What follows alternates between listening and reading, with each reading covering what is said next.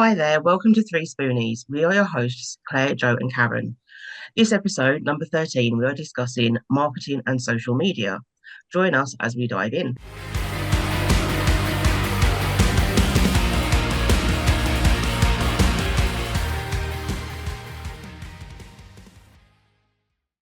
The Awards People is a specialist award writing agency who help you get the awards recognition you deserve for your achievement.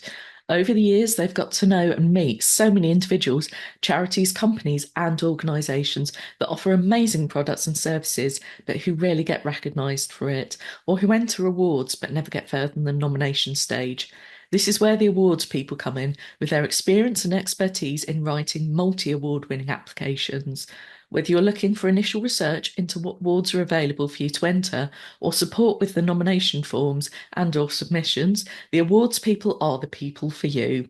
93% of all entries go through to the final and 81% go on to win their category. Find out more at theawardspeople.co.uk. Full links in the show notes. I'm Claire from Sparkle's Gift Boutique. I'm Joe from Bright Cat Business Solutions.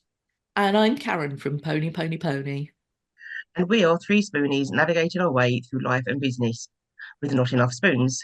So our topic for discussion this week is marketing with social media, because most people find this terrifying or they just don't know what to do with it. So we thought we should probably help a little since, it's pretty much what two of us do. This is true. And what the other one absolutely hates and is terrified of. Yeah, so you can bring the outside perspective. So let's start off with, what are your thoughts on social media in general, everybody? Go on, Claire. I can see you dying to. Yeah. I don't like social media. I really don't. Like, it's just, I get the use of it for your business, and I do understand that it works. It does, because I wouldn't be where I am without it. But there is just so much crap out there. And before you find the stuff that you're really looking for, there's just so much stuff to get distracted with. Or it's just done really badly. Yeah, I just hate it. I don't like it. Don't like social media at all. I mean, yeah, I cringe when it's done really badly, especially by people who are meant to know what they're doing. But yeah, it's like, I try not to sort of go through, oh, you could do that better. My lovely husband Ben does do that with graphics. He looks at them and he critiques them while he's scrolling. But sort of, I like social media to a point. I mean, Twitter is my dumpster fire to amuse myself with, whereas the rest are very much, I post and I'll pay attention if there's any comments, but I don't usually interact too much unless it's like my Facebook group of things or people I know's posts. Yeah. Honestly, with social media, every platform I was dragged to kicking and screaming. And I only joined Facebook to see a video of my friend being launched off a bouncy castle, which was very funny, just to put it out there. And there's various other platforms that I joined at various points. I kind of went, I think the thing is, what you really need is like a starter tutorial to say, this is the point of this platform, this is how you use it, here's some useful features. But they absolutely don't have that. So I spent ages going like, what's the point? I don't understand. And you get to a point when you're following enough interesting people or you're connected or you've worked out some way you can use it. It's like, oh, okay, that's what it's for. But they don't tell you that. And I really genuinely wish they did, because I think it would save people a lot of time and stress and potentially doing the wrong things or following some advice they were given that might maybe be out of date or work for that person but not work for you. And it goes out of date very quickly because they keep changing things. Yeah, absolutely. And there's also that slight suspicion when there's people, like there's a course I saw that was on how to sell jewelry on using social media, and only one of the people doing it is selling jewelry and it's not stuff they make. And it's like, if it's so easy to do, why aren't you doing it. So there's always that as well. Or there's people who are like, oh yeah, I started on the day this platform came out when it was much easier to grow a following, and I now have a massive following, and this is my advice based on back then, which, yeah, doesn't always apply now. No, I mean, you've got to remember that like organic social media it's a slow burn. It's you don't Mm. expect results straight away. You just got to keep plugging away at it, put stuff out, and eventually things will happen. Mm. Yeah, there's also a degree of luck to it, which is what some Yeah. people forget. So I've seen some things when, someone will have a post and it'll be absolutely massive, and then the next one nothing. And it could just be timing, it could be something that was quite current that people came across, and sort of trying to recreate that often doesn't work. It can be that something was maybe worked in that moment, but trying to do the same thing later won't, or trying to do the same sort of thing or create the same charm or things like that. It's like, if anyone's seen Shock Treatment, the sequel to Rocky Horror, they clearly tried to put spaces in it for the audience interaction and stuff. And it just doesn't work in quite the same way when you're trying to court it. So do bear in mind that luck is a part of it. And sometimes, like you say, it takes time to get going. Yeah. Sometimes you go, oh, that was a really good post, Sometimes there's things you can't expect, like maybe there was a really sunny day, so everyone went to the beach that day and didn't see your post. That's not your fault. That's not anything you've done wrong, but it's something you looked at. If you looked at your analytics, you go, oh, that was a really bad post, and let's not do something like that again. Whereas it could be something completely external. Yeah, and it could be the algorithm itself. I mean, I get things that people are liking like weeks later or Mm. months later. I think that's the frustrating thing that I find with social media is you can advertise things and but you go back and you find other people's posts and you go on there and it's like, this was from a week ago. Well, why are you showing it me now? Why don't you show me when it's posted? Like, that's what I find so frustrating. Yeah, Facebook is really bad for that at the moment. And I find LinkedIn LinkedIn the does it same for as that at the well. moment, though. Yeah, it is. I'm trying to get back into LinkedIn. I started to try it. My goal this year was to be more proactive on LinkedIn. I think I've done like 8 posts. But every time I go on there, this was posted a week ago or 2 weeks ago. And I'm like, I don't want to see from 2 weeks ago. I'd rather see what people are doing now. That is part of the LinkedIn thing, though. You do have to bear in mind that posts on LinkedIn last a lot longer. So, say you post it on Monday morning, it might repost it on Wednesday and say Friday.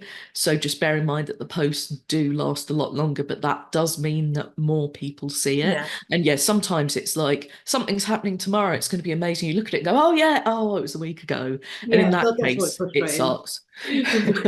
But sometimes you'll see something you didn't see at the time because maybe you don't go on LinkedIn on a Monday, so you wouldn't have seen it.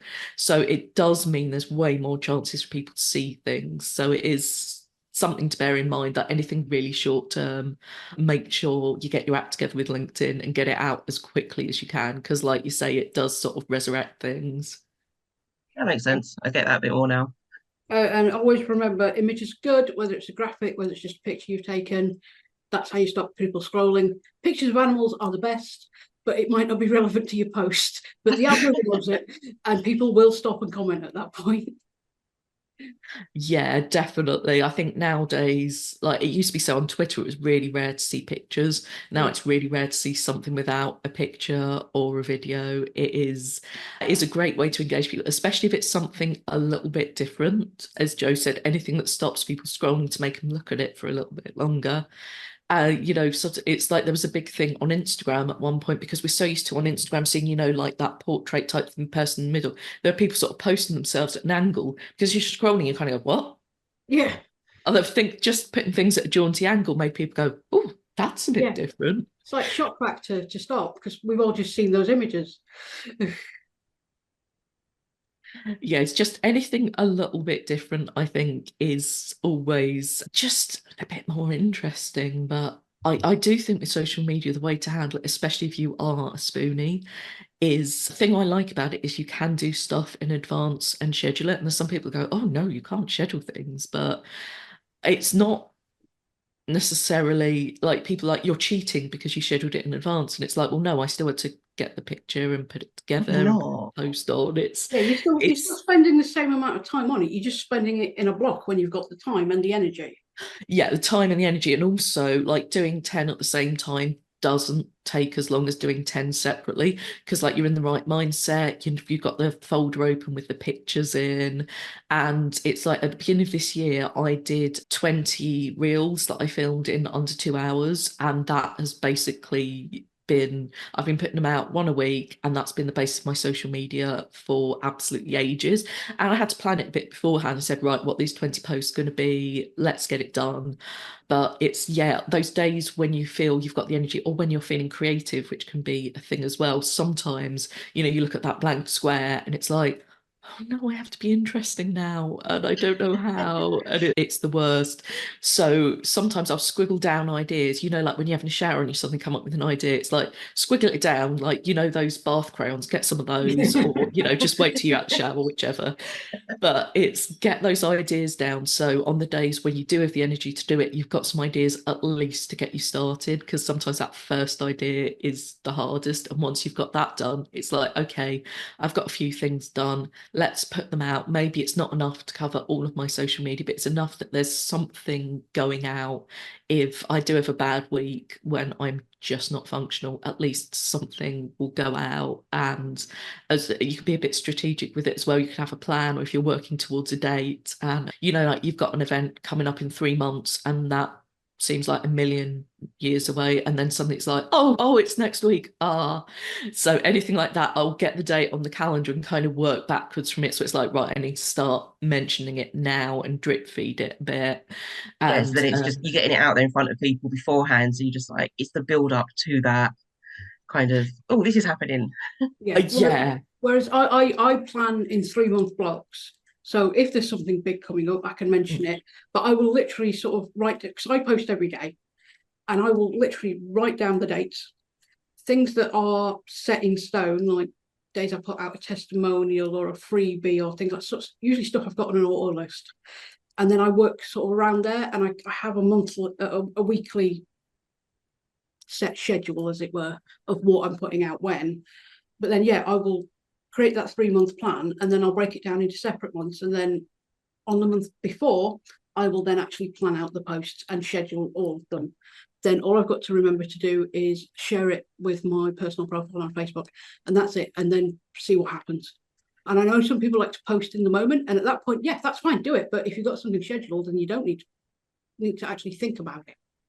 Yeah. And that, I, I'm definitely a mix of both of them. Like I will go into my group in the morning, do like my initial post, which is just on the moment how I'm feeling that day, what I'm doing that day. Then I'll schedule some bits that I might have made the day before or in the progress of making. And I like to kind of have a bit of a schedule going, so I know I get a bit of an idea. But then impromptu posts also work really well as well. It's just finding the right balance, I think, isn't it?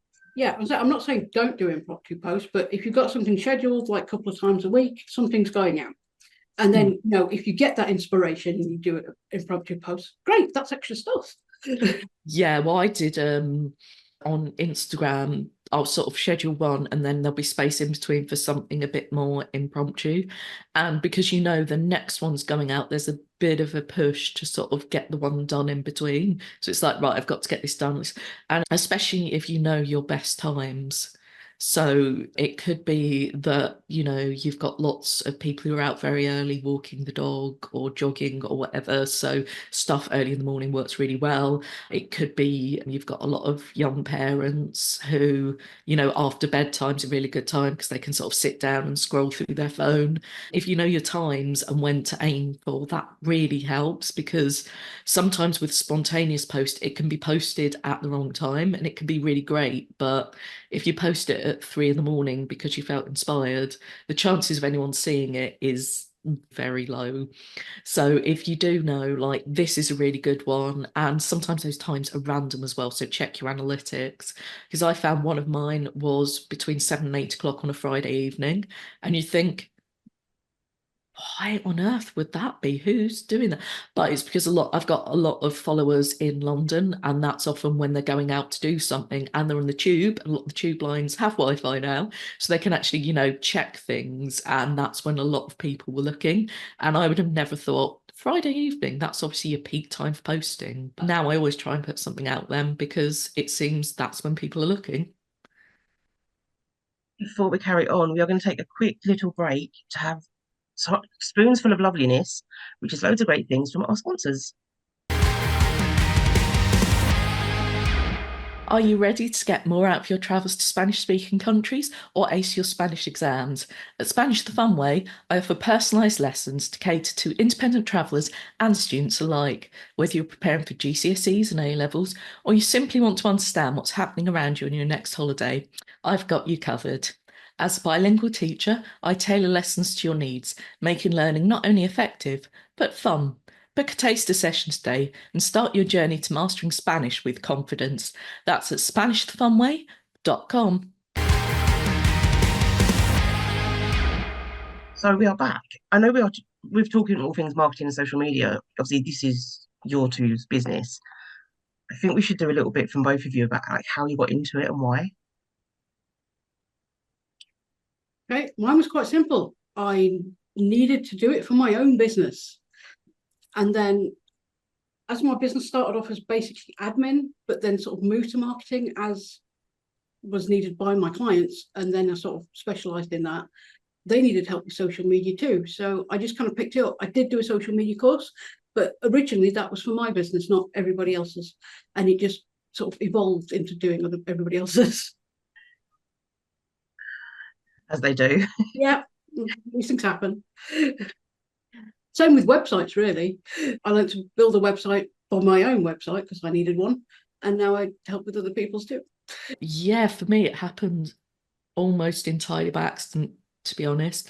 I was doing silversmithing, so I was making very niche jewellery, and I could sell a fair bit round Nottingham because there's lots of quite nichey people around here, but I knew I had to be online to sell a bit more. So I started promoting my own stuff, and then we did a skills exchange, some of the local silversmiths, and I did something about using Facebook.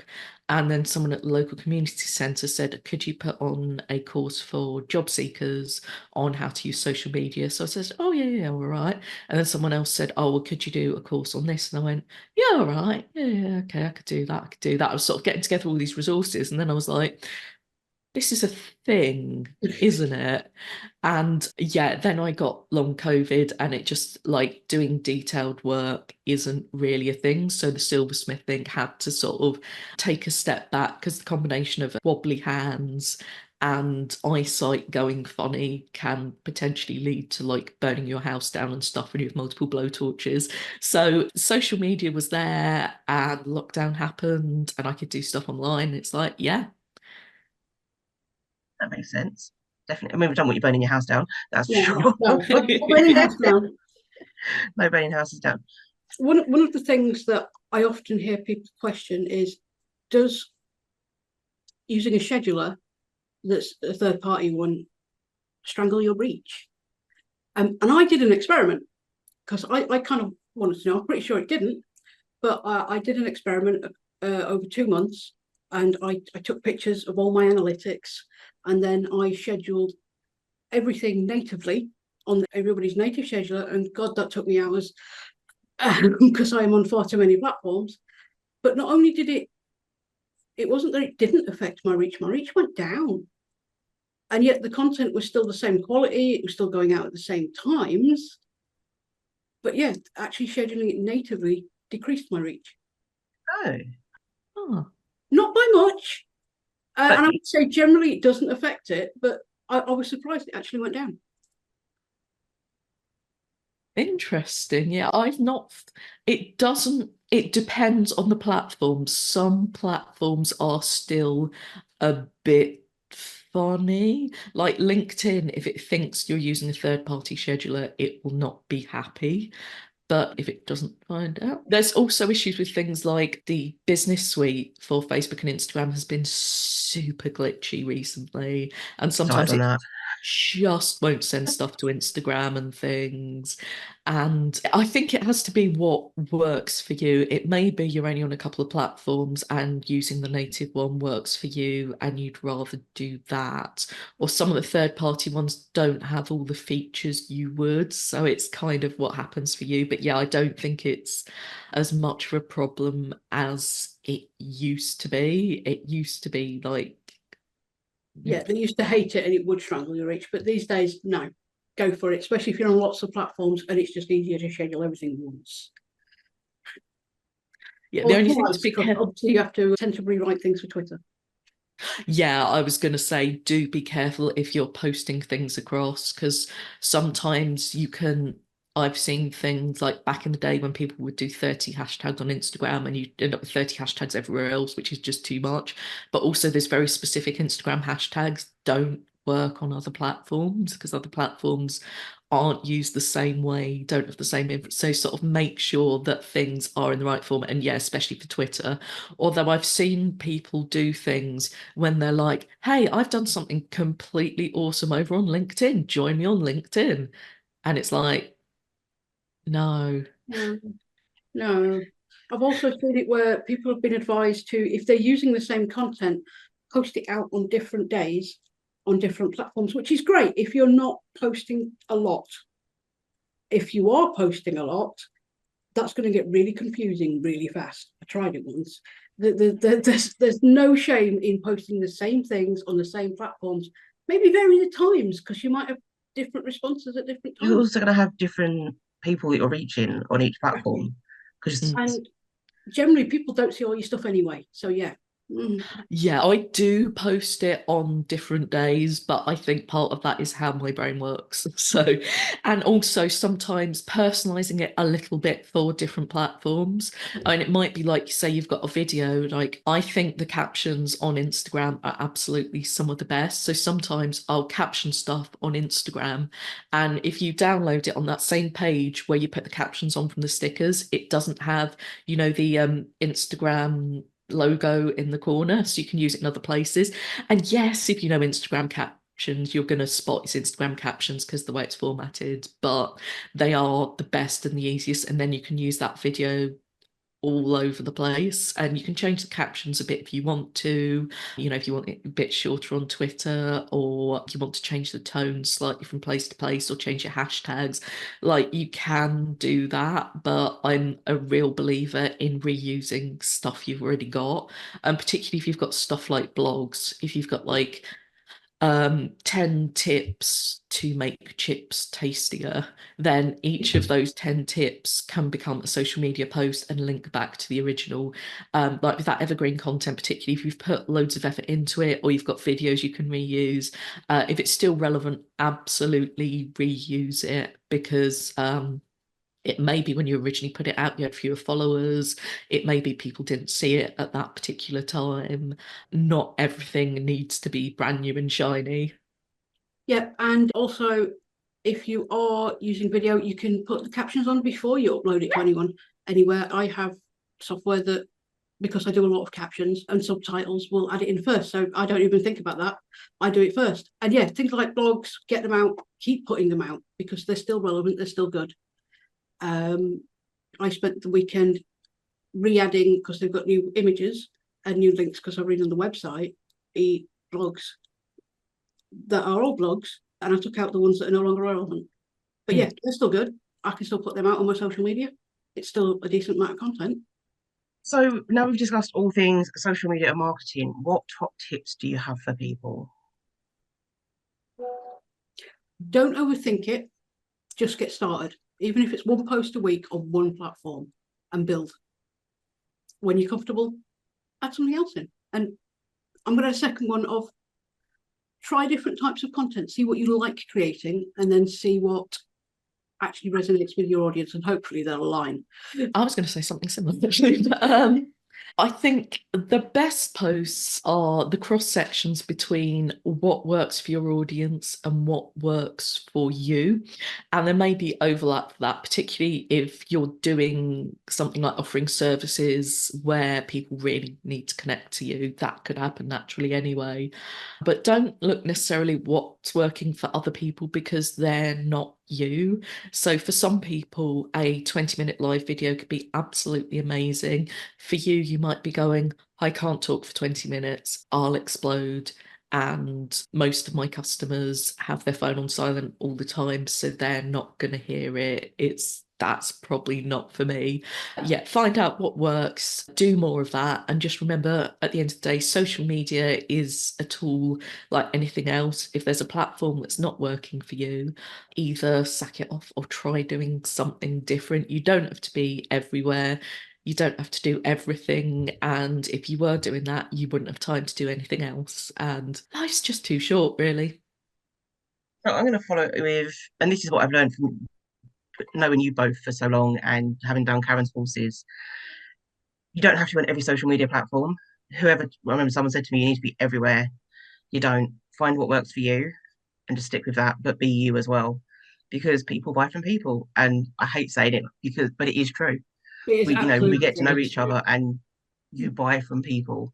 So they're my little add-ons to their tips. So thank you for joining us, 3Spoonies, on our episode on marketing and social media. We'd love to know your thoughts in the comments and don't forget to subscribe to our weekly podcast and leave us a review. You can find us on social media and we would love it if you would join us in the Business Success Network for Disabled Entrepreneurs Facebook group. You can also buy us a coffee if you like what we do. All of the links will be in the show notes. We will see you next week for community questions. Have a great day and keep track of your spoons.